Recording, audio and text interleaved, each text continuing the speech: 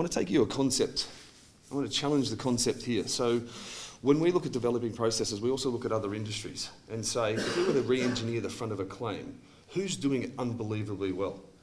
Now, here's a concept. You've got the emergency room. Now, you would probably suspect that the first customer interaction in an emergency room probably needs to be pretty accurate, right? Because there's life or death circumstances that are outcomes.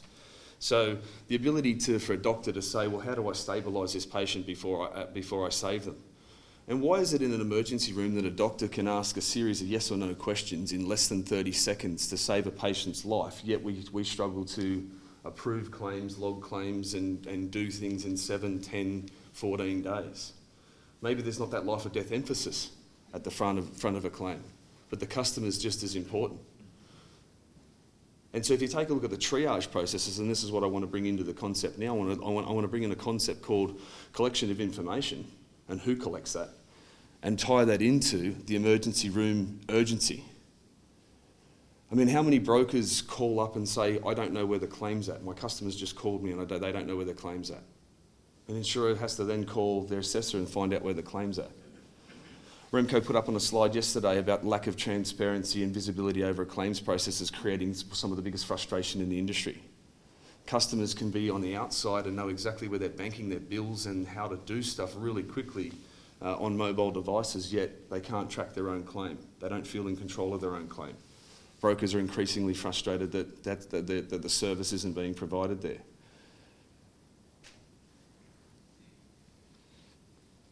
So we looked at this concept of emergency, and without the dramatics of life and death, we said, what if we could collect information really, really quickly?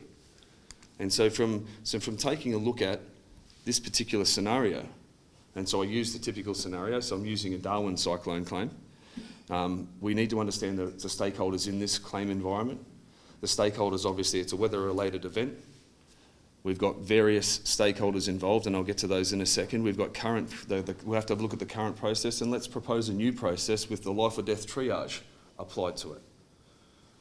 But here we've got a claim where a tree's landed on a roof, the roof's been damaged, the water's getting in, the ceilings are being collapsed, the contents is flooded, the carpets and everything else, or the tiles are soaking inside. We've got no electricity to the outside because the telegraph pole's being damaged and the fence is damaged. A typical cyclone claim. Now, if we apply that to the current process that we've got now, these are the stakeholders that are involved, and they're important because they've all got their own agendas. The policyholder just wants a safe and secure property as quickly because it's their biggest asset they've invested in. Yeah, so for them, you know what? It's probably life and death. It's as good as life or death, because they save up all this money to buy a property that they're really proud of, and all of a sudden it's significantly damaged. But I've got to challenge the industry, because that's where the sense of urgency stops. The broker says, yeah, well, I've got a sense of urgency, but you've also got 1,000 of these other customers who are damaged. So let's not be critical, let's just be open to a discussion that says the policyholder themselves thinks it's life and death. And yet many conversations I've had with either insurers or brokers or assessors going, oh, the customer's complaining again, Well, you know what? They've got a tree on their house. They've got no power. Their roof's collapsing. They've probably got 3 kids. God forbid they haven't got a TV with 3 kids. It might have been damaged, or their iPads are wet, and that's really even a worse problem because you lost your babysitter. For those who've got young kids, you understand that. For the yips, don't worry about it. You've got fence damages and pets roaming around. You've got no power to your house. And how long is that taking us to respond? Would you be surprised that 20 to 21 days to mitigate, just mitigate, not assess, mitigate is the average time it would take to do a claim like that, just to get the place habitable? 3 weeks worth of frustration. Go back to the scenario of the doctor. You'd be dead if it took 3 weeks to diagnose exactly what to do to try and save your life, let alone stabilise your house, let alone repair or make you better. I'm just trying to draw correlations between the two, because I think it's something that's quite profound that I'll show you shortly that'll even speed that up even further. But you've got the policyholder, you've got the broker. The broker's got the agenda of saying, hey, listen, look after my customer.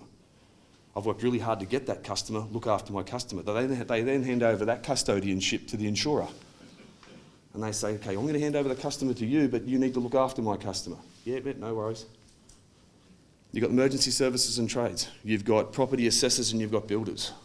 And we've got to create a model that's very similar to the Easy Pay Bank, Easy Pay refunds, and we've got to make it faster, easier, and more efficient. Because I can see a lot of you laughing right now. Obviously, something's not going well in that process in some of the property claims that you're managing at the moment, because it is challenging when you've got all those stakeholders involved.